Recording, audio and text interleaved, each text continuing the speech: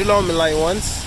So this video is going to be about interviewing this mother of 11 children, and she is a wife of 13 years, and as you can see now, she is pregnant with baby number 12. So blessings to her, and I hope you guys can learn a lot from her. So the first question I wanted to ask is, how does it make you feel to be a wife and a mother of almost 12 children? It makes me feel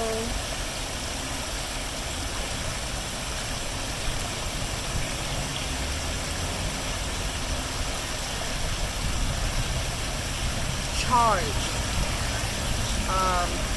and I mean that in every way. You can, say charged as far as energy, as far as authority, a charge, purpose, it fills a void. I feel excited and more importantly blessed, because there's not, it's just something that, to be honest, it's something that happened. It wasn't like, a vision or, a purpose, like, oh, that's what I wanted to do. So that's how I feel. It chose you. You didn't choose it. Yeah, it definitely chose me. Okay.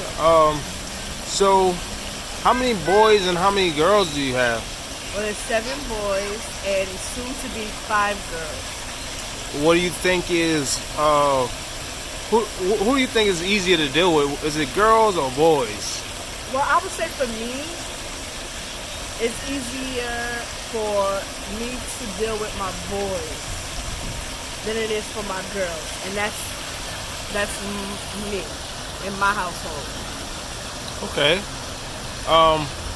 So if you had to tell a single mother or a single mothers everywhere, not just single, but married mothers, what advice would you give them to help them cope with having multiple children?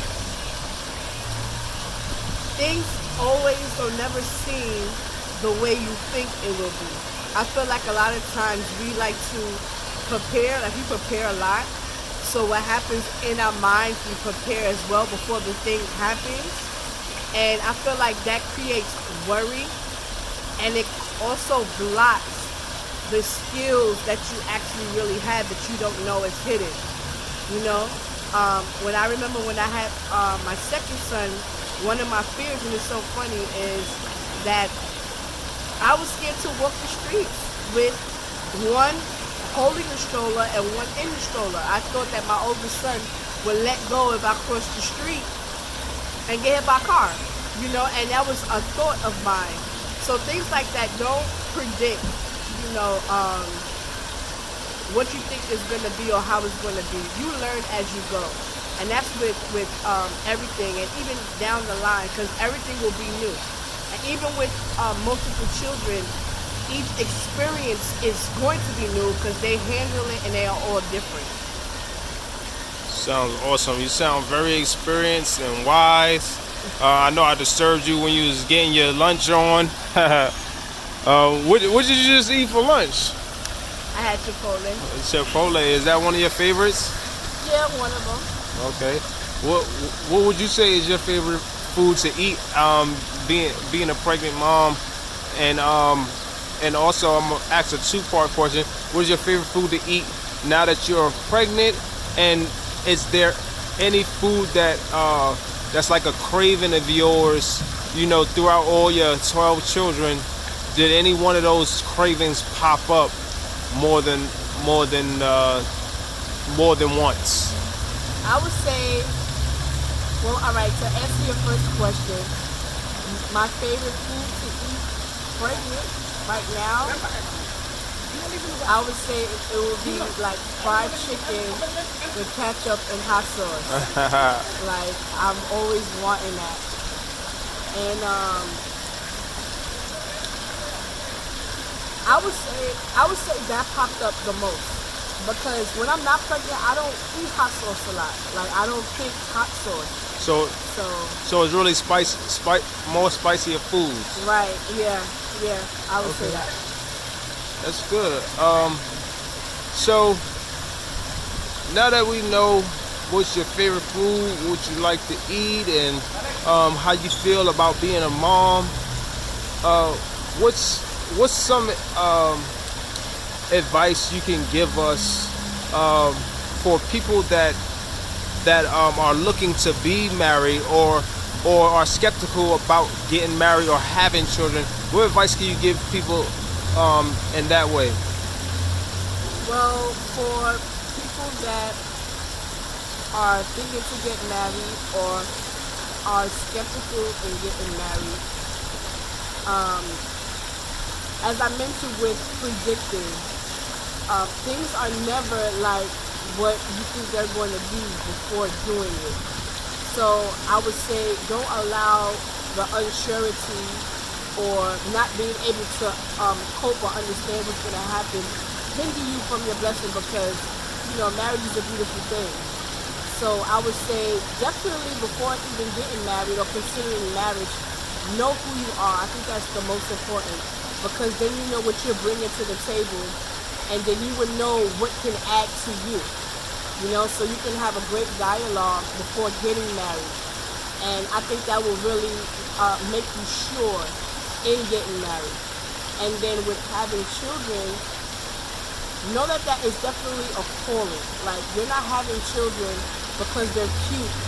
It's deeper than that. You become the child's angel. And what that means, an angel is a person that guides and leads you and, correct you and to keep you on the right path.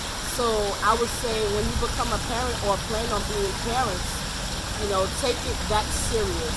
You know what I mean? Because you're investing in an individual as if you're investing in a business. You know what I mean? And so it takes a lot of, emotions. It takes a lot of care, a lot of sacrifice of self,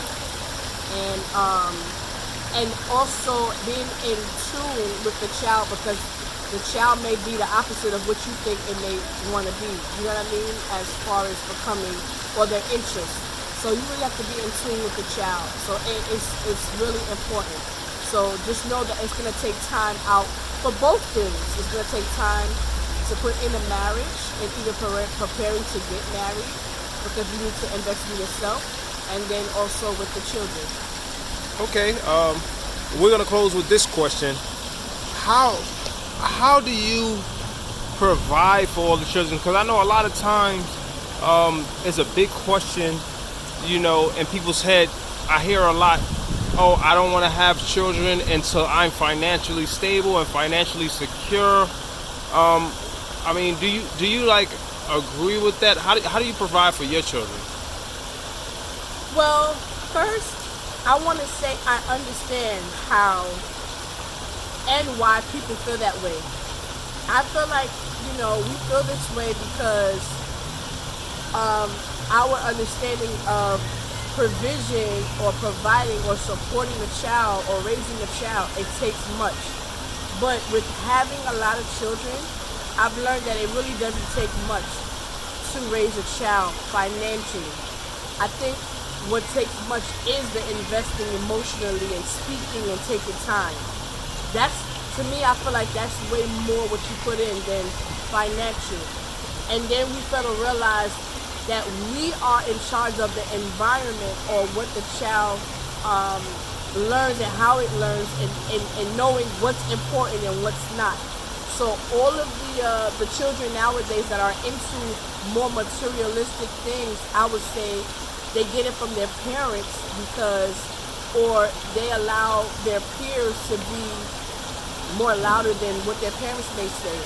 And so I say that financially it's not difficult raising children, and I really mean that, and I say from experience.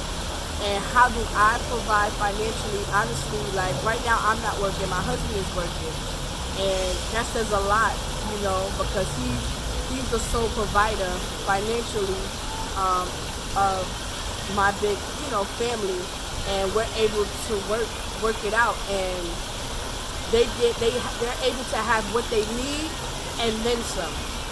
And so I feel like that also gives room for God to show you, that He definitely provides. So I've had that question plenty of times. Like, I know it must be expensive, but I'm like, no, because it's really what you invest in the children. They're not sneakerheads, or they're not into clothes that way. You know what I mean? So it kind of balances out. So it's raising children is affordable. Is pretty much how you want to go about it. Right. So we appreciate you on the Enlightenment channel for answering all our questions. We're truly grateful for all the wisdom and the enlightenment that you've given us today. We pray blessings upon you and your family, the child in the womb, and I just want to say something to the viewers. If you got any more questions for Iris, that's her name. If you got any more questions for her, put it in the comments, and we'll link her to the comments. Make sure she sees the comments so that she's able to respond. And follow the YouTube channel, The Storm Family. After you watch this, share with moms that would like this information. Share with anybody that you know that this information will be beneficial to. Is that all right with you? Yes, absolutely. All right. Bless you. Shalom. Shalom. You be blessed.